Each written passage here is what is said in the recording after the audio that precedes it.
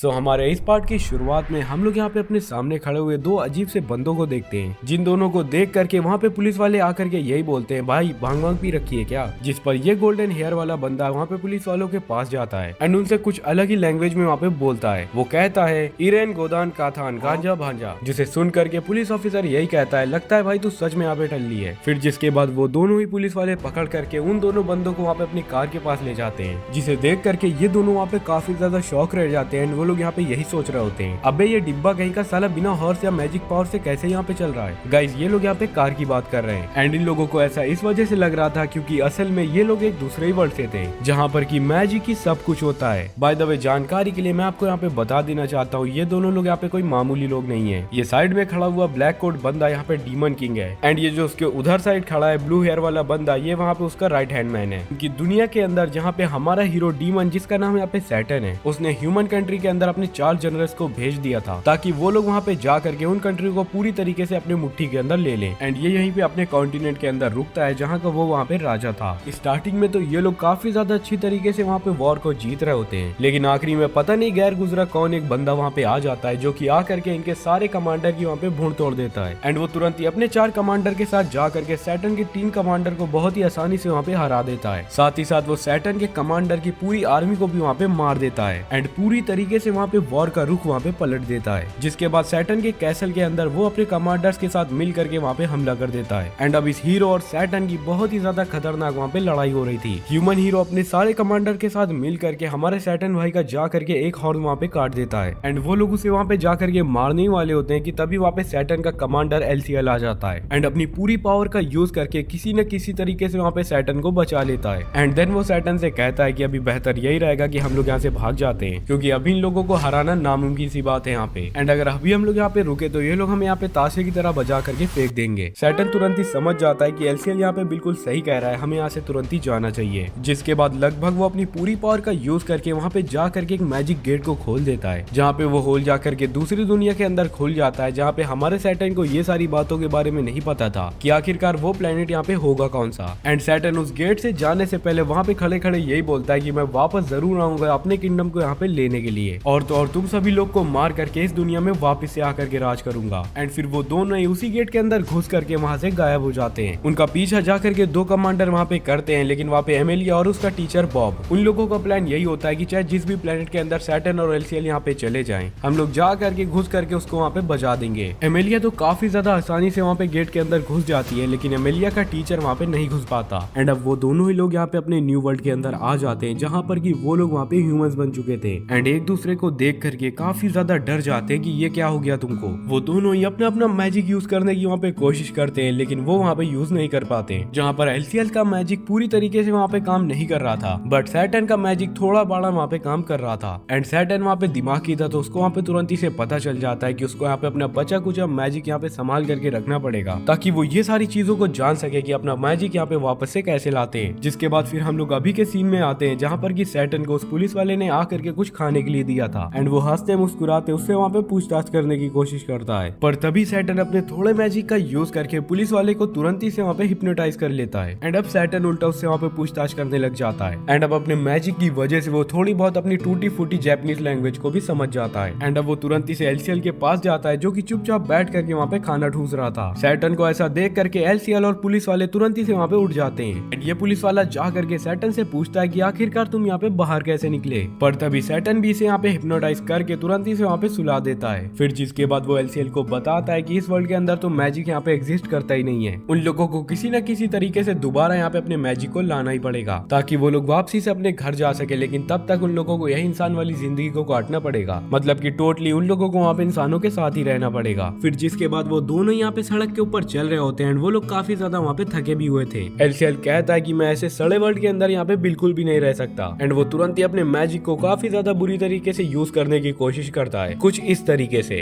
तभी उतने में उन लोगों के सामने एक टैक्सी आकर के रुक जाती है। जी सर बताइए कहाँ चलना है। जिस पे सैटर्न उसकी तफरीह लेते हुए कह रहा होता है कि लगता है तुम्हारे पास यहाँ पे मैजिक बचा हुआ है शायद। तभी हमारे हीरो और उसका कमांडर वहाँ पे पूरी रात एक सड़क के कोने में बैठ करके भिखारियों की तरह वहाँ पे बिताते हैं। जिसके बाद अगले ही दिन वो लोग तुरंत ही से जा करके आईडी डिपार्टमेंट के अंदर जाते हैं एंड वहाँ की लेडी को जा करके हमारा सैटर्न वहाँ पे हिप्नोटाइज कर लेता है एंड तुरंत ही से जा करके वो लोग वहाँ पे अपनी आईडी को बनवा लेते हैं, कि मतलब वो दोनों यहाँ पे किसी कंट्री के अंदर है, जैसे कि हमारे इंडिया के अंदर यहाँ पे आधार कार्ड होता है। एंड ये दोनों ही बंदे अपने नेम को चेंज करके वहाँ पे माओ और एलेशिया रख लेते हैं। जिसके बाद सैटर्न, जिसका नाम वहाँ पे अब माओ है, वो जाकर के अपने बैंक अकाउंट को भी वहाँ पे बनवा लेता है। फिर वो दोनों उन्हीं लोग के पास जाते हैं जो कि लोगों को वहाँ पे घर रेंट में ढूंढने के लिए मदद करते हैं। फिर माओ जा करके उससे वहाँ पे हिंदी में बोलने की कोशिश करता है, जिसे सुन करके एलिशिया वहाँ पे काफी ज्यादा शौक हो जाता है बॉस, इतनी जल्दी जा करके आपने इनकी यहाँ पे लैंग्वेज भी सीख ली? जिसपे माओ कहता है हाँ थोड़ा बहुत, अब चुप रहोगे तुम यहाँ पे। एंड अब क्योंकि उन लोग का बजट काफी ज्यादा कम था, तो उन लोग को सड़े हुए से घर में एक कमरा वहाँ पे किराए पर मिलता है, जिस कमरे को देख करके वो लोग तो बिल्कुल वहाँ पे खुश नहीं होते। तभी उन्हीं हाउस की वहाँ पे ओनर आती है, जो कि तुरंत ही से आ करके इन दोनों छोरों के ऊपर वहाँ पे लाइन मारने लग जाती है। एंड अब वहाँ पे काफी ज्यादा रात हो चुकी थी, जहाँ पे कि हमारा हीरो और उसका कमांडर बैठ करके आपस में वहाँ पे बातें कर रहे थे। साथ ही में माओ को अपने कैसल की काफी ज्यादा बुरी तरीके से याद भी आ रही थी। देन वो एलिशिया को जा करके सहारा देता है कि तुम यहाँ पे चिंता मत करो, हम लोग कुछ भी करके वहाँ पे अपने कैसल को पा लेंगे।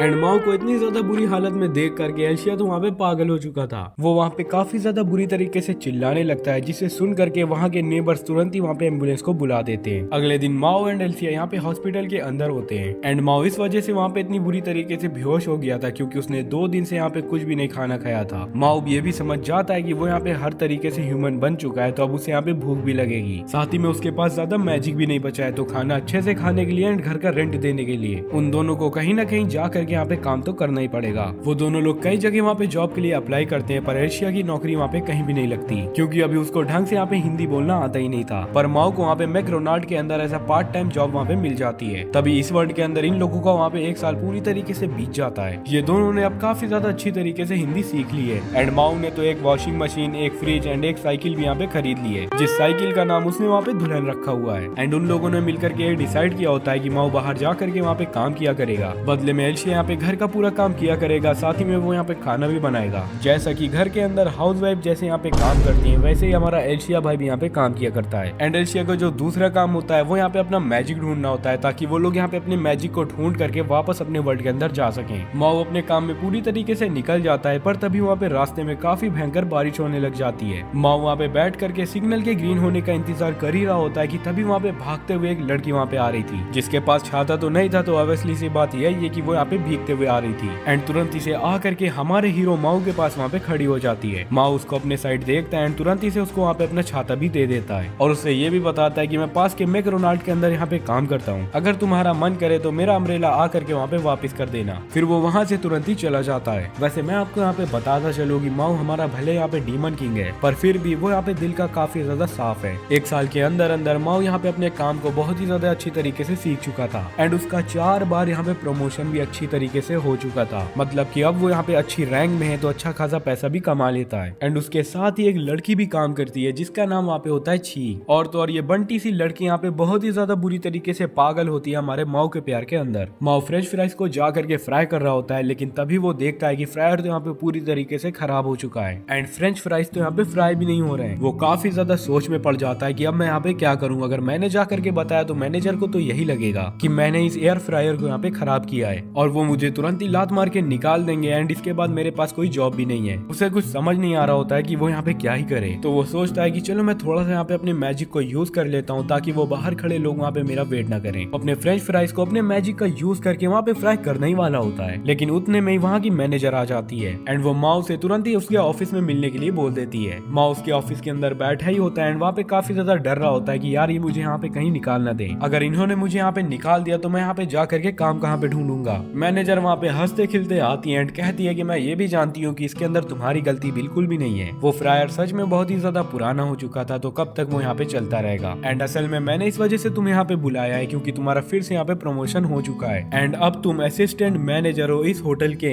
जिसे सुन करके माओ की तो वहाँ पे खुशी से चीखें ही निकल जाती हैं। एंड वो रास्ते में काफी ज्यादा मजे में गाता फिरता वहाँ पे जा रहा था, पर तभी रास्ते में उसे वही वाली लड़की दोबारा से मिल जाती है, एंड वो आकर के कहती है ओए, जिसे देख करके हमारा हीरो माओ यहाँ पे कहता है अरे तुम मेरा अम्ब्रेला यहाँ पे वापस कर दो। वो लड़की काफी ज्यादा गुस्से में आकर के कहती है कि आखिरकार फाइनली मैंने तुमको यहाँ पे ढूंढ ही लिया। सैटर्न तुम यहाँ पे छुपे बैठे हो इतने सालों से। जिसे सुन करके माओ वहाँ पे काफी ज्यादा बुरी तरीके से डर जाता है, क्योंकि उसने अपनी पर्सनैलिटी को पूरी तरीके से छुपा लिया था। बाय द वे ये लड़की और कोई नहीं बल्कि इमिलिया है, जो माओ का पीछा करते करते इन्हीं के वर्ल्ड के अंदर यहाँ पे आ गई थी। वो माओ से कहती है कि मुझे बहुत टाइम से तुम्हारे ऊपर यहाँ पे शक हुआ करता था कि तुम यहाँ पे कहीं सैटर्न तो नहीं, लेकिन आज जब मैंने तुम्हें यहाँ पे उन फ्राइज को फ्राई करते वक्त वहाँ पे अपना थोड़ा मैजिक यूज करते हुए देखा तो मेरा शक यहाँ पे यकीन के अंदर बदल गया। एंड अब तो तुम यहाँ पे पूरी तरीके से मारे जाओगे। फिर वो अपने नाइफ को वहाँ पे बहुत ही ज्यादा तेजी से बाहर निकाल लेती है, जिसे देख करके हमारा माऊ वहाँ पे कहता है, अरे ये तो वही 20 रुपए वाला चाकू है ना जो कि वहाँ पे मेले में मिल रहा था, तुम्हारी मैजिकल स्वॉर्ड कहाँ गई? वो लड़की कहती है, तुम चुप रहो, तुम यहाँ पे कुछ न बोलो। एंड वो तुरंत ही से जा करके हमारे माऊ के ऊपर वहाँ पे अटैक कर देती है। नेक्स्ट सीन में हम लोग यहाँ पे देखते हैं कि वो लोग यहाँ पे पुलिस स्टेशन के अंदर थे, क्योंकि उन लोगों को सड़क के ऊपर लड़ने की वजह से वहाँ से उठा लिया गया था। एंड ये पुलिस वाला एमिलिया से आकर के समझाता है उसे, देखो भले तुम्हारे यहाँ पे कितनी भी लड़ाई होती हो तुम्हारे बॉयफ्रेंड से, लेकिन तुम्हें उसके ऊपर ऐसे चाकू से अटैक तो नहीं करना चाहिए। एंड अब एमिलिया वो यहाँ पे क्या ही कर सकती थी, वो यहाँ पे चुपचाप बैठ करके पुलिस वाली की मन गढ़ंत बातों को सुन रही थी। एंड फिर इन दोनों को ही वहाँ पे छोड़ दिया जाता है वापिस अपने घर में निकलने के लिए। वापिस जाते वक्त एमिलिया यहाँ पे माँ से कहती है कि आज तो तुम यहाँ पे भले बच गए, लेकिन ज्यादा दिन तक तुम यहाँ पे बच नहीं पाओगे। माँ कहता है, ये सारी बात तो ठीक है, लेकिन तुम मेरा यहाँ पे छाता तो वापस कर दो। सच में वो यहाँ पे काफी ज्यादा महंगा था। एमिलिया वहाँ पे टेढ़ा मुंह बनाते हुए कहती है, हाँ वो तो मुझसे यहाँ पे खो गया। जिसके बाद तुरंत ही से वो वहाँ पे भाग जाती है। एमिलिया इसी वर्ल्ड के अंदर एक सर्विस सेंटर के अंदर काम कर रही होती है। एंड बाकी के बचे टाइम पर वो चुपचाप जा करके इन लोगों की वहाँ पे जासूसी भी करती है कि ये लोग चल करके वहाँ पे कोई बुरा काम न करें। दिन वहाँ पे काफी ज्यादा तेजी से गुजर जाते हैं, लेकिन अब एमिलिया यहाँ पे काफी ज्यादा हैरान हो चुकी थी। वो तुरंत इनके घर जाती है एंड कहती है कि प्लीज तुम लोग यहाँ पे दरवाजा खोलो। एल्शिया कहता है, कौन हो तुम लड़की, यहाँ पे क्या करने आई हो? जिसपे वो बोलती है कि मैं हूँ एमिलिया द हीरो। एल्शिया तुरंत ही से दौड़ करके दरवाजे को वहाँ पे बंद कर देता है एंड कहता है, बॉस एमिलिया द हीरो यहाँ पे आई है। माओ कहता है, हाँ मत खोलना तुम यहाँ पे गेट, वरना ये आकर के हमारा भूड़ तोड़ देगी यहाँ पे। बाय द वे थोड़ी देर उसको वहाँ पे चिल्लाने दो, थकते थकते वो यहाँ पे खुद ही चले जाएगी। अब 1 घंटे तक एमिलिया वहाँ पे बाहर खड़ी होकर के चिल्लाती है, गेट खोलो गेट खोलो, लेकिन माओ और एलिशिया तो उसे ऐसे इग्नोर कर रहे थे कि भाई बात ही मत करो। लेकिन आखिरी में रात के 4 बजे के बाद वो लोग यहाँ पे गेट को खोल देते हैं। वो लड़की वहाँ पे रोते रोते आती है एंड कहती है कि अगली बार अगर तुम लोगों ने यहाँ पे गेट को नहीं खोला तो मैं यहाँ पे गेट को तोड़ दूंगी। एंड देन वो इन लोगों से आकर के कहती है, तुम लोग यहाँ पे कर क्या रहे हो? तुम लोग यहाँ पे तो जरा सी भी बुरे काम नहीं करते, जल्दी से यहाँ करके कोई बुरे काम करो ताकि मैं जा करके तुम्हें यहाँ पे पकड़ पकड़ करके मारूं। माओ कहता है, क्या यहाँ पे जबरदस्ती है? हम लोग तुम्हें यहाँ पे टोपे लगते हैं? एमिलिया वहाँ पे आ करके एक कोने में बैठ जाती है एंड कहती है कि तुम लोगों ने क्या ही सोचा, तुम लोगों को वापसी से अपने घर जाना है कि यहाँ पे जिंदगी भर ऐसे ही रहना है? जिसपे माओ हंसते हंसते उसे यहाँ पे पूरी जिंदगी का प्लान बता देता है कि पहले तो वहाँ पे पार्ट टाइम जॉब करेगा एंड फिर वो यहाँ पे फुल टाइम जॉब करेगा एंड फिर अच्छी सी यहाँ पे शादी करेगा, बच्चे पैदा करेगा एंड यहाँ पे ऐसे ही मर जाएगा। बाय द वे वो अच्छे खासे पैसे कमा करके वहाँ पे एक बड़ा सा घर भी खरीदेगा एंड उन पैसों से काफी ज्यादा अच्छी कार भी खरीदूंगा। साथ ही साथ मैं यहाँ पे एक आर्मी भी खड़ी करूंगा ताकि मैं जा करके वापसी से इसी एंटी वर्ल्ड के अंदर वहाँ पे राज कर सकूं। जिसे सुन करके वो लड़की वहाँ पे कहती है, हाँ तुम लोग यहाँ पे पक्का से पागल हो चुके हो, और वो तुरंत ही से उठ करके वहाँ से जाने लग जाती है। अगले दिन एमिलिया यहाँ पे माओ के होटल के अंदर जाती है एंड जा करके उससे बोलती है, जब तुम्हारा काम यहाँ पे पूरी तरीके से खत्म हो जाए तो आकर के तुम मुझे यहाँ पे बाहर मिलो। और वो तुरंत ही से बाहर चली जाती है। तभी ची यहाँ पे हमारे माओ के पास आ जाती है एंड कहती है, आप तो यहाँ पे बहुत ही ज्यादा बुरे हो, आपने मुझसे बोला था कि आपके यहाँ पे कोई भी गर्लफ्रेंड नहीं है। माओ से कहता है, अरे ऐसा कुछ भी नहीं है, वो लड़की तो यहाँ पे पागल है। तभी उतने में एक और कस्टमर वहाँ पे आ जाता है। उन सभी लोग की वहाँ पे छुट्टी हो जाती है। तभी ची हमारे आकर के माओ से कहती है, माओ कहता है, हाँ ठीक है ओके बाय, जा सकते हो तुम। ची जाने से पहले माओ से कहती है कि क्या आपके घर के आसपास भी यहाँ पे अर्थक्वेक आ रहे हैं? जिसपे माओ कहता है, नहीं ऐसा तो कुछ भी नहीं है यहाँ पे। तभी ची उसे बताती है कि मेरे घर के आसपास आजकल बहुत ही ज्यादा अर्थक्वेक आ रहे हैं, पता नहीं क्यों मेरे मोहल्ले में ये सारी चीजें हो रही हैं। जिसके बाद ची कहती है, अच्छा सर वो जो आज लड़की आपसे मिलने के लिए आई थी, क्या वो सच में आपकी यहाँ पे गर्लफ्रेंड है? जिसपे माओ उसे बताता है, नहीं उसकी कोई भी यहाँ पे गर्लफ्रेंड नहीं है। जिसे सुन करके ची वहाँ पे काफी ज्यादा खुश हो जाती है एंड सेटिस्फाई हो करके वहाँ से चली जाती है। घर जाते वक्त माओ तुरंत ही से जा करके वहाँ पे एमिलिया से मिलता है। एमिलिया बताती है कि देखो मेरे पास इतना ज्यादा मैजिक है कि मैं वापसी से अपने घर यहाँ पे जा सकती हूँ और तुम्हें यहाँ पे जिंदा छोड़ सकती हूँ, अगर तुम मुझसे आकर के यहाँ पे प्रॉमिस करोगे कि तुम वापसी से यहाँ पे एंटी वर्ल्ड के अंदर नहीं आओगे एंड हम पर आकर के तुम यहाँ पे वापसी से अटैक नहीं करोगे। माओ बहुत ही ज्यादा बुरी शक्ल बना करके कहता है, नहीं अभी मेरी बहुत ही जल्द यहाँ पे आर्मी तैयार हो जाएगी, जिसके वजह से मैं जल्द ही आकर के एंटी वर्ल्ड के अंदर यहाँ पे हमला करूंगा। एमिलिया उसके ऊपर काफी ज्यादा बुरी तरीके से गुस्सा हो जाती है, लेकिन तभी उन लोगों के ऊपर आकर के कोई यहाँ पे एंटी मैजिक बुलेट से अटैक कर देता है। वो दोनों ही कुत्तों की तरह वहाँ पे भागते हैं, किसी न किसी तरीके से वहाँ पे बच जाते हैं। उनको जरा सी भी वहाँ पे समझ नहीं आ रहा था कि आखिरकार यहाँ पे चल क्या रहा है। माँ वापसी से अपने घर चले जाता है टहलते टहलते एंड एमिलिया भी उसका पीछा करते करते वहाँ पे उसके घर में आ जाती है। माँ उससे कहता है, अबे अब क्या तुम्हें यहाँ पे चाहिए? एमिलिया उससे काफी ज्यादा शर्माते शर्माते कहती है कि क्या मैं आज तुम्हारे साथ यहाँ पे रुक सकती हूँ, क्योंकि मेरा पर्स यहाँ पे कहीं पे गिर गया है, इस वजह से मैं यहाँ पे अपने घर वापस ही नहीं जा पाऊंगी। माँ मान जाता है एंड एमिलिया तुरंत ही से आ करके उसके घर के अंदर वहाँ पे सो जाती है। रात को सोते वक्त ची वहाँ पे वापसी से उसे बताती है कि रात को सोते वक्त उसके घर में यहाँ पे वापसी से भूकंप आया हुआ था। माँ काफी ज्यादा कंफ्यूज हो जाता है कि आखिरकार ये सारी चीजें हो क्या रही हैं, ची के पास इतना ज्यादा भूकंप क्यों मारा यहाँ पे। अगले दिन हम लोग यहाँ पे देखते हैं कि इन दोनों लोग को यहाँ पे पुलिस के अंदर पकड़ लिया होता है, क्योंकि जब वहाँ पे गोलियां चलाई गई थी तो माओ वहाँ पे अपनी साइकिल को छोड़ करके वहीं से भाग गया था। एंड पुलिस को लगा मे भी माओ ने जा करके यहाँ पे गोलियां को चलाई हैं। तभी एमेलिया को काफी ज्यादा गुस्से में जा करके वहाँ पे पुलिस स्टेशन जाना पड़ता है। एंड वो काफी ज्यादा गुस्से में आकर के उनको वहाँ पे पीटती भी है कि तुम्हारे वजह से मेरे एक दिन की सैलरी यहाँ पे कट हो गई। माओ कहता है हाँ कोई नहीं, कल मैंने तुम्हारी यहाँ पे जा करके हेल्प करी थी तो आज तुमने मेरी आकर के यहाँ पे हेल्प की है, इक्वल हो गया। तभी वो लड़की जाने से पहले हमारे हीरो माओ से कहती है कि आज तुम यहाँ पे कान खोल करके सुन लो, आज से मैं तुम्हारी आकर के कोई भी प्रकार की हेल्प नहीं करूंगी, क्योंकि तुम यहाँ पे एक डीमन लॉर्ड हो और मैं यहाँ पे एक हीरो हूँ। माओ कहता है हाँ ये सारी चीजें तो यहाँ पे ठीक है, लेकिन पीछे देखो वो लोग यहाँ पे तुम्हारे बारे में क्या ही सोच रहे होंगे कि तुम यहाँ पे कोई साइको हो। एमेलिया वहाँ पे बहुत ही ज्यादा बुरी तरीके से शर्मा करके वहाँ पे भाग जाती है। वो अपने ऑफिस के अंदर काम कर रही होती है, लेकिन तभी उसके यहाँ पे कॉलिंग के अंदर उसी बंदे की कॉल आती है जिसने की कल रात को जा करके माओ और एमेलिया के ऊपर वहाँ पे फायरिंग की थी।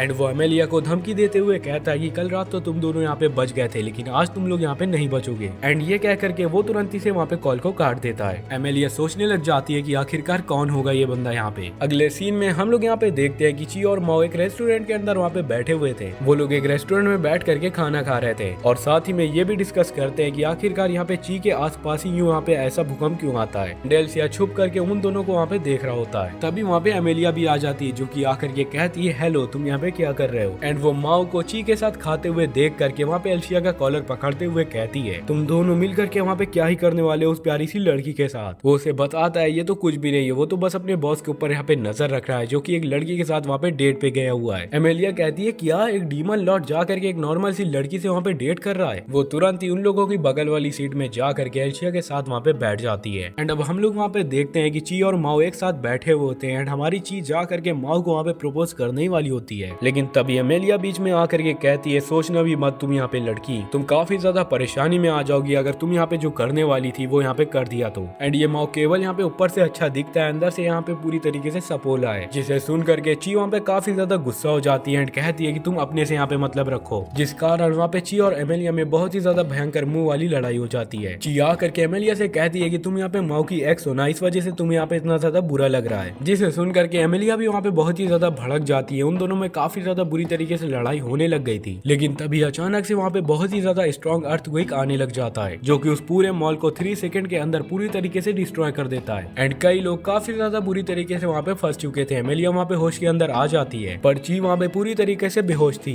वो कहती है कि मैं तुम्हें यहाँ पे पूरी तरीके से सेंस कर सकती हूँ, तुम यहाँ पे बाहर आओ माओ। तभी हमारा हीरो माओ वहाँ पे बाहर आते हैं अपने ओरिजिनल फॉर्म के अंदर। एंड उसने एमेलिया, ची, जितने लोग भी वहाँ पे थे सभी लोग को वहाँ पे बचाया होता है। एमेलिया उससे आकर के पूछती है कि आखिरकार तुम यहाँ पे अपने ओरिजिनल फॉर्म के अंदर कैसे ही आ गए, जिसे माओ बताता है कि पता नहीं क्यों मेरे अंदर अपने आप थोड़ा बहुत मैजिक आ गया था, जिसके वजह से मैं यहाँ पे चेंज हो गया। एमेलिया मनी मन में ये सोच रही होती है कि यहाँ पे पूरी तरीके से डीमन फॉर्म के अंदर है, तो मुझे अभी उसको यहाँ पे मार देना चाहिए, क्या पता है दोबारा से वहाँ पे उस डंजन को खोल ले एंड हमारे एंटी वर्ल्ड के अंदर जा करके वापसी से वहाँ पे राज करने लग जाए। तभी हमारा हीरो माओ यहाँ पे कहता है कि एमेलिया तुम तुरंत ही से ची को लेकर के यहाँ पे बाहर जाओ, मेरे पास जितना भी मैजिक है मैं वो सारा मैजिक को यूज करके वहाँ पे बिल्डिंग में फंसे हुए सभी लोग को यहाँ पे बचा करके बाहर निकालता हूँ। जिसे सुन करके एमेलिया यहाँ पे काफी ज्यादा शॉक्ड रह जाती है कि एक डीमन लॉर्ड कैसे यहाँ पे इतना ज्यादा अच्छे दिल का हो सकता है। पर तभी वो माओ की बात यहाँ पे मान जाती है और माओ तुरंत ही से जा करके सारे के सारे ह्यूमंस को वहाँ पे बचा लेता है। अगले दिन हम लोग देखते हैं कि एमेलिया यहाँ पे माओ के घर के अंदर गई होती है, लेकिन वहाँ पे माओ आकर के कहता है क्या बच्ची फिर से आ गई तुम यहाँ पे, तुम्हारे पास कोई काम नहीं है क्या? ओ स्त्री कल आना, आज मैं यहाँ पे बिजी हूँ। तब एमेलिया आकर के उसे वहाँ पे लिफाफे में कुछ पैसे देती है एंड कहती है ये यहाँ पे तुम्हारे छाते के लिए है और जो उस दिन तुमने यहाँ पे अपने घर के अंदर मुझे यहाँ पे रखा था उसके लिए भी। जिसे पा करके माओ हमारा बहुत ही ज्यादा बुरी तरीके से खुश हो जाता है। देखो एक रूल है, कभी तुम लोग यहाँ पे मत भूलना, लड़की यहाँ पे पैसा दे तो भाई तुरंत ही छिना करके अपने जेब में रख लो, कोई भी जेंटलमैन मंटलमैन बनने की जरूरत नहीं है। बात तो सही है दौड़ना तो पड़ता है।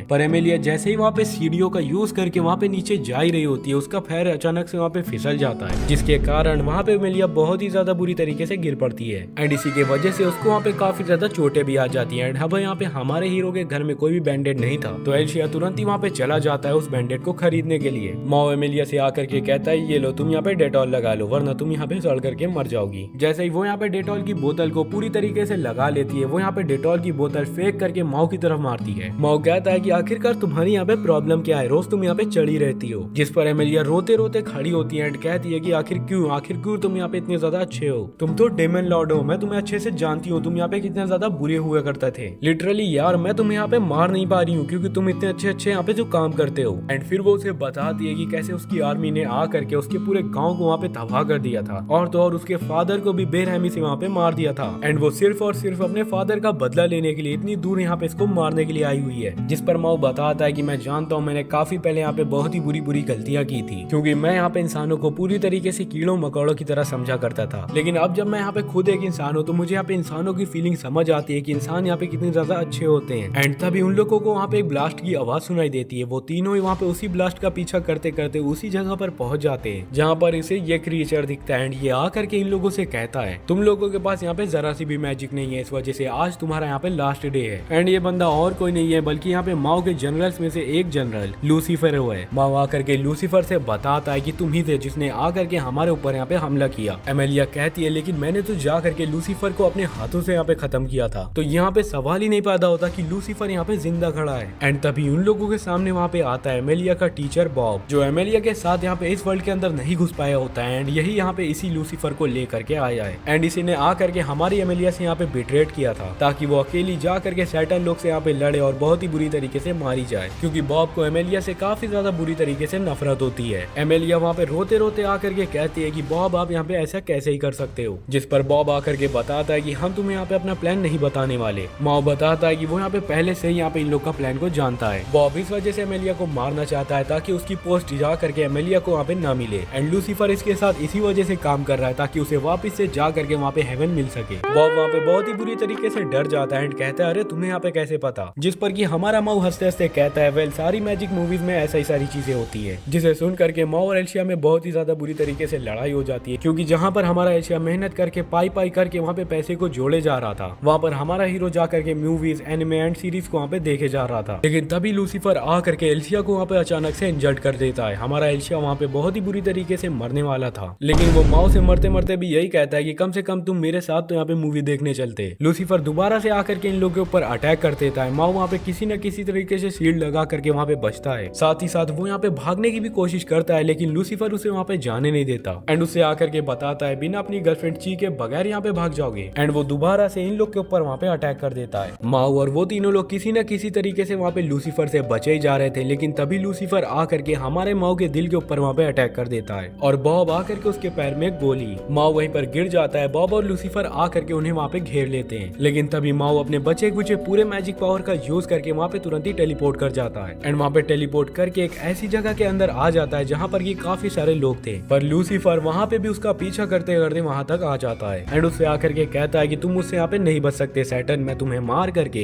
एक नया राजा यहाँ पे बनूंगा। एंड अब माओ जो कि पहले से काफी ज्यादा इंजर्ड होता है वो आकर के वहीं पे बेहोश हो जाता है। तभी लूसीफर उससे आकर के कहता है कि अब तो तुम यहाँ पे बेहोश हो चुके हो, तो मैं तुम्हें आकर के और भी ज्यादा आसानी से मार दूंगा। एंड वो ची को तुरंत ही से नीचे फेंक देता है, जिसे आकर के एमेलिया वहाँ पे बचा लेती है। तभी लूसीफर आसमान में उड़ते हुए कह रहा होता है कि वेल अब यहाँ पे तबाही को मचाने का टाइम आ चुका है। एंड देन वो अपने स्ट्रॉन्गेस्ट अटैक को वहाँ पे यूज कर लेता है, जिससे कि वो यहाँ पे काफी ज्यादा तबाहियों को मचाता है, जिससे कि सारे ही लोग काफी ज्यादा डर के वहाँ पे चिल्लाने लग जाते हैं। जहाँ पे पूरा का पूरा रेलवे स्टेशन यहाँ पे ची और एमेलिया के ऊपर वहाँ पे गिरने वाला होता है। लेकिन अचानक ही सारी चीजें वहाँ पे पॉज हो जाती हैं एंड एमेलिया को वहाँ पे पीछे से महसूस होता है कि कोई तो ब्लैक शैडो उसके पीछे वहाँ पे खड़ी हुई है, और तो और वो ब्लैक शैडो और कोई की नहीं बल्कि हमारे हीरो माओ की होती है। लूसीफर काफी ज्यादा शौक में आकर ये कहता है ये कैसे हो सकता है, मैंने तो तुम्हें यहाँ पे मार ही दिया था। तभी हमारा हीरो बताता है कि वो यहाँ पे पूरी तरीके से समझ चुका है कि वो अपने मैजिक को कैसे वापस ला सकता है। जब भी उसके आसपास कोई भी यहाँ पे इंसान डरता है या फिर घबराता है, उसको इसी की वजह से काफी ज्यादा पावर मिलती है। एंड ये सारी बातें वो पहले ही समझ चुका होता है जब उसे यहाँ पे मॉल के अंदर सभी लोग के डर की वजह से वहाँ पे पावर मिले जा रही थी। एंड इसी डर के वजह से थोड़ी ही देर तक वहाँ पे माओ को पूरा अपना फुल फॉर्म मिल गया था। इसी वजह से माओ ने अपने मैजिक को यूज करके इतने ज्यादा लोगों के बीच में यहाँ पे टेलीपोर्ट किया ताकि वो लोगों के डर की मदद से अपनी पावर को वहाँ पे गेन कर सके। और अभी के टाइम पे यहाँ पे माओ के पास उसका आधा मैजिक है। तभी वो बच्ची ची वहाँ पे होश में आ जाती है। तभी वो हमारे हीरो को देख करके कहती है क्या ये आप हो माओ सर। एमेलिया तभी उसे बताती है हाँ अब तुम्हें यहाँ पे पता चला मैं तुम्हें यहाँ पे क्यों मना कर रही थी। माओ वहाँ पे जितने लोग भी बचे होते हैं उन सभी लोग को वहाँ पे मदद करके बचा लेता है एंड अपने मैजिक की मदद से वहाँ पे एल्शियल को भी बचा लेता है। और फिर वो अपने हवे के ऊपर उड़ जाता है एंड कहता है कि अब टाइम यहाँ पे पूरी तरीके से आ चुका है लूसीफर कि असली राजा यहाँ पे आकर के अपनी फाइट को यहाँ पे खत्म कर दे। बॉब उसके ऊपर आकर के मैजिक करने की कोशिश करता ही है, पर हमारे हीरो के पास इतनी ज्यादा पावर आ चुकी थी कि वो अपनी उंगली से ही उसको वहाँ पे दीवार के अंदर चिपका देता है। लूसीफर डरते डरते वहाँ पे कह रहा होता है कि मुझे माफ करना मेरे बॉस सैटर्न, मैंने यहाँ पे गलती कर दी।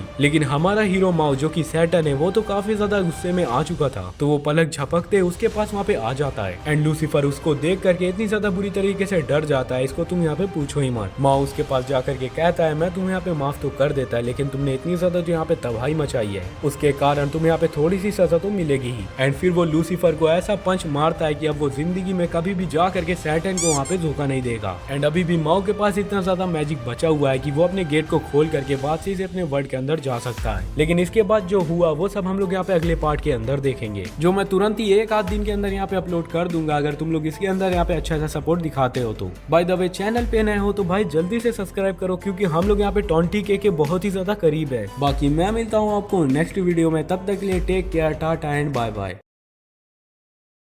अब अगली सीन में हम लोग लूसीफर को देखते हैं जिसका कि मुंह पूरी तरीके से सूजा हुआ था, और लड़ लो बाप लेवल आदमी से, सैटर्न से लड़ेंगे भाई ये। साथ ही भाई अब चीचैन ने भी इन सभी लोग का असली रूप देख लिया था, जहाँ पर वो सभी लोग अपना रूप बताते हुए कह रहे होते हैं कि हम लोग इस वर्ल्ड से तो है ही नहीं है। यही इमिलिया हमारे डीमन किंग का मजाक उड़ाते हुए कह रही होती है, देख लो ये पहला ऐसा डीमन किंग है जो कि पार्ट टाइम जॉब करता है। जिसके बाद एक बार फिर से ये दोनों आपस में ही वहाँ पे लड़ना शुरू कर देते हैं। अब सारी लड़ाई खत्म हो जाने के बाद अमेलिया के दोनों साथी भी वहाँ पर पहुंच जाते हैं। बहुत जल्दी नहीं आ गए आप यहाँ पे, कितने दिन लग गए आपको यहाँ पे आने के लिए। वैसे इन दोनों का नाम है एल्बर्ट और एमेलिडा, लेकिन हाँ कुछ देर के बाद हमारा सैटर्न अपना मैजिक का यूज करते हुए टाइम को और हर चीज को वहाँ पर पहले जैसे कर देता है। एंड अब क्योंकि माहौल पूरी तरीके से साफ था तो ये लोग जो यहाँ पर आए थे वो लोग भी जाने लगते हैं। एंड इस चीज को देख रहे होते हैं कि हैरानी की बात तो ये है इनमें से कोई की भी मौत नहीं हुई, आखिरकार सभी चीजें पहले जैसे हो गयी। लेकिन हाँ कुछ भी बोले, जो डीमन किंग सैटर्न था वो तो पूरी तरीके से चेंज हो चुका है भाई। जिसके बाद वो दोनों वापस अपने वर्ल्ड के अंदर चले जाते हैं। जिसके बाद अगले पल हम लोग माओ को देखते हैं जो कि बहुत ही गुस्से में था, जहाँ पर वो किसी आदमी से यही कह रहा होता है तुम बताओ आंखों की लपटों के अंदर तुम्हें कैसा ही महसूस हो रहा है, चलो दावत को शुरू किया जाए यहाँ पर। तभी हमें दोस्तों पता चलता है कि माओ वहाँ पे किसी को डरा नहीं रहा है, ना कि वो किसी को मार रहा है, बल्कि वो लोग तो एक रेस्टोरेंट के अंदर बैठ करके गरम गरम खाना खा रहे हैं। साथ ही में एक जोरदार घूसा खाने के बाद भी लूसीफर इन लोगों के साथ रहने लगा है, और वो काफी ज्यादा खर्च कर रहा है इन लोगों के पैसों को, ऐसा ही अंधा पैसा उड़ा रहा है। तभी शिरा उसका दोस्त कहता है भाई ये लूसीफर तो हमारे सारे पैसे को ऐसे ही उड़ाया जा रहा है, हमको कुछ तो करना ही पड़ेगा वरना ये तो हमारे पूरे पैसे को यूं ही खर्च कर देगा। दूसरी ओर हमें एंटेस्ला के अंदर एक काउंसिल मीटिंग को दिखाया जाता है, जहाँ पर एक लड़की के सामने उसका हेड बैठा हुआ था, जो कि चर्च के फादर होने के साथ साथ यहाँ पर एक रॉयल फैमिली से भी बिलोंग करते हैं। वो हमें सारी बातें बताते हैं कि कैसे और कैसे उन लोगों ने सभी लोग को धोखा दिया। एंड एमेलिया भी यहाँ पे डीमन किंग के साथ मिल करके दूसरे वर्ल्ड के अंदर अच्छी तरीके से जी रही है। तो फादर वहाँ पर कहता है ऐसा कैसे हो सकता है, मुझको तो यही लगता था कि डीमन किंग मर चुका है। असल में दोस्तों बात ये है कि इन लोगों ने पूरे एंटेस्ला में ये झूठी खबर को फैला दिया था कि सैटर्न अब बहुत ही बुरी तरीके से मारा जा चुका है, एंड उसके साथ में एमेलिया भी मारी जा चुकी है। एंड अब क्योंकि एमेल्डा और एल्बर्ट ने जाकर के अर्थ के अंदर ये कंफर्मेशन ले ली है कि डीमन किंग और एमेलिया अभी भी यहाँ पर जिंदा है, तो अब पूरे एंटेस्ला को ये बात की खबर लग जाएगी कि डीमन किंग अभी भी यहाँ पर जिंदा है। वो लड़की अपने चर्च वाले फादर से पूछती है कि अब हमें क्या ही करना चाहिए, क्या हम लोग इस बात को मान ले कि ओल्का ने हमको इतनी बुरी तरीके से धोखा दिया है, एंड या एमेलिया और उसके साथी जो कि उस वर्ल्ड के अंदर गए थे उनको हम लोग यहाँ पर खत्म कर दे तो सारा किस्सा यहाँ पे खत्म हो जाएगा। दूसरी ओर हमें माओ को दिखाया जाता है एंड उसके साथ वो येलो हेयर वाला बंदा भी वहाँ पर लूसीफर के पास आते हैं, जहाँ पर कि लूसीफर उनसे कहता है अरे आप लोग आ गए, मुझे बहुत ही ज्यादा भूख लगी है, क्या आप लोग मेरे लिए खाना ला सकते हो। तो शिरा उससे कहता है कि मेरे माओ सर की वजह से तुम यहाँ पे जिंदा रह रहे हो, वरना मैं तो अभी तक आपको मार डालता। तभी लूसीफर को ये बात पता चलती है कि ये दोनों लोग यहाँ पर बाहर खाने के लिए गए थे, जिसके बाद शेरा उसके लिए थोड़ा सा खाना लाता है। लेकिन लूसीफर को तो ये बात अच्छी नहीं लगती कि वो दोनों अकेले यहाँ पे बाहर खा करके आ गए। शिराव कहता है कि क्या तुझे पता है तेरा इंटरनेट और कंप्यूटर का जुगाड़ करना हमें कितना ज्यादा भारी पड़ गया। अरे यार मैं इनको यहाँ पे खा तो नहीं सकता ना, मैं तो इनसे सिर्फ यहाँ पे चीजें देख सकता हूँ। तभी माउस के पास जाता है एंड उसको खाने के लिए लंच देता है। तभी माउस से ये भी पूछता है कि क्या सच में तुम इस कंप्यूटर का यूज करना अच्छी तरीके से जानते हो। मुझे तो कुछ समझ ही नहीं आता कि आखिरकार ये चीज वर्क कैसे करती है। तो लूसीफर वहाँ पर कहता है यकीन नहीं होता तो चलो फिर मैं तुमको यहाँ पर दिखाता हूँ। हूँ। एंड ये दोनों लोग मिलकर के एमिलिया के कॉल सेंटर पे कॉल लगा देते हैं। माओ कहता है कि तुमने तो सच में काम कर दिया, ये तो यहाँ पे एमिलिया के कॉल सेंटर में कॉल लग गई। एमिलिया गुस्सा होकर के वहाँ पे कहती है तुम लोग क्या मुझे काम करने दोगे या फिर नहीं? तुम लोगों को आखिरकार चाहिए क्या? हमेशा परेशान करते रहते हो तुम लोग। अरे अरे माफ करना, हम लोग तो बस अपना कंप्यूटर टेस्ट कर रहे थे। अगले दिन माओ के जॉब के अंदर जाने के बाद लूसीफर अकेले बैठ करके वहाँ पे कंप्यूटर चला रहा था। अरे यार ये इतना बेकार लैपटॉप है कि इसके अंदर तो मैं ऑनलाइन गेम्स को खेल ही नहीं सकता। मैंने इसीलिए तो माओ से इतना ज्यादा रिक्वेस्ट की थी कि मैं यहाँ पर गेम्स खेल सकूं। दूसरी ओर हमें शिराओ को दिखाया जाता है जो कि बाहर से काम करके वापस आ रहा होता है, जहाँ पर उसको लेटर बॉक्स के अंदर मकान मालिक का एक लेटर भी मिलता है। जिसके बाद हमें शाम का सीन दिखाया जाता है जहाँ पर कि माओ अपने जॉब से वापस आ रहा था। जैसे ही वो अंदर आता है तो वो वहाँ पर देखता है कि लूसीफर तो यहाँ पर बुरी हालत में पड़ा होता है। क्या हो गया तुम्हारे साथ, ऐसे क्यों पड़े हो तुम यहाँ पर? तभी शिराओ बाहर निकल के कहता है सर प्लीज उस फोटो को आप मत यहाँ पर देखिएगा। असल में दोस्तों यहाँ पर इन लोगों की ऐसी हालत मकान मालिक को छोटे मोटे कपड़ों में देख करके हुई है। शिराओ तो यहाँ पर भर भर के उल्टियां कर रहा है। लूसीफर तो बेहोशी हो गया उसको देख करके। माओ उससे पूछता है अरे ये सारी चीजें तुम यहाँ पर छोड़ दो, ये बताओ तुम्हें मैजिक रिकवर करने का कोई तरीका मिला कि नहीं? तब वो उसे बताता है कि जापान के एक स्कूल के अंदर बहुत ही पुराना बंद कमरा पड़ा हुआ है, वहाँ शायद हमें एक डीमन मिल सकता है जिसको पकड़ करके हम लोग उससे मैजिक की जानकारियां तो निकलवा ही सकते हैं। अगले दिन माओ और शिराओ उसी स्कूल के अंदर पहुंच जाते हैं। वो लोग बस बाहर से खड़े होकर के उसी नजारे को देख रहे थे, लेकिन वो लोग इस बात को सोच रहे होते हैं कि आखिरकार वो लोग ऐसे स्कूल में जाएंगे कैसे। लेकिन तभी दोस्तों ने पता चलता है कि यहाँ पर तो सासाकी भी पढ़ती है। जिसके बाद माओ जा करके सासाकी को सारी बातें समझा देता है। एंड अंधेरी रात में वो तीनों लोग एक साथ मिलकर के प्लानिंग करते हैं। एंड अंधेरी रात में वो तीनों उसी स्कूल के अंदर पहुंच जाते हैं। जिसके बाद वो लोग उसी क्लासरूम को ढूंढ ही रहे थे। तभी वहाँ पर लूसीफर फोन करता है जो कि उनसे कहता है कि उसने वहाँ पे उन लोगों को रास्ता बताने के लिए फोन किया है। वो उससे बताता है कि उस पोर्टल का गेट पहले भी वहाँ पर खुल चुका है एंड जहाँ पर एक बार गेट खुल चुका हो वहाँ पर दोबारा गेट खोलना बहुत ही आसान होता है। तो जैसे ही वो पोर्टल वहाँ पर खुलेगा तो वो लोग वहाँ से मैजिक को चुरा सकते हैं। एंड हाँ ये सारी चीजें इनको लूसीफर समझा रहा है जो कि इन लोगों से सरासर झूठ बोल रहा है। ये तो फ्रेंड्स आपको आगे कहानी में पता ही चल जाएगा। तभी अचानक इनके सामने से कोई आने लगता है। इन लोगों को लगता है कहीं भाई यहाँ पे कोई डीमन तो नहीं आ रहा, लेकिन दोस्तों वहाँ पर असलियत में एमिलिया आ जाती है। एमिलिया आकर के वहाँ पर उन लोगों से पूछती है कि आखिरकार तुम तीनों लोग इतनी रात में इस स्कूल के अंदर क्या ही कर रहे हो? एंड ये तीनों ही वहाँ पे अपनी जगह पर मूर्ति रख देते हैं एंड वहाँ से चकमा दे करके निकल जाते हैं। कुछ देर तक ऐसे छुपन छुपाई खेलने के बाद फाइनली वो उसको ढूंढ ही लेती है। फिर जिसके बाद वो लोग उसी कमरे के अंदर पहुंच भी जाते हैं। माओ को उसका ताला वहाँ पर नीचे रखा हुआ दिखाई देता है जहाँ पर कि वो समझ जाता है इसका मतलब यही है कि ये रूम पहले भी यहाँ पर खुल चुका है। तीनों ही जब अंदर जाते हैं तो वहाँ पर देखते हैं कि यहाँ पर तो काफी सारा खाना पीना का सामान रखा हुआ है एंड साथ ही इसी कमरे में गेमिंग टैब भी पड़ा हुआ था। तभी लूसीफर उन लोग को कॉल करके पूछता है कि क्या तुम लोग उसी जगह पर पहुंच गए? तभी माओ को वहाँ पर पता चलता है कि असल में लूसीफर और उसका साथी पहले यहाँ पर रहा करते थे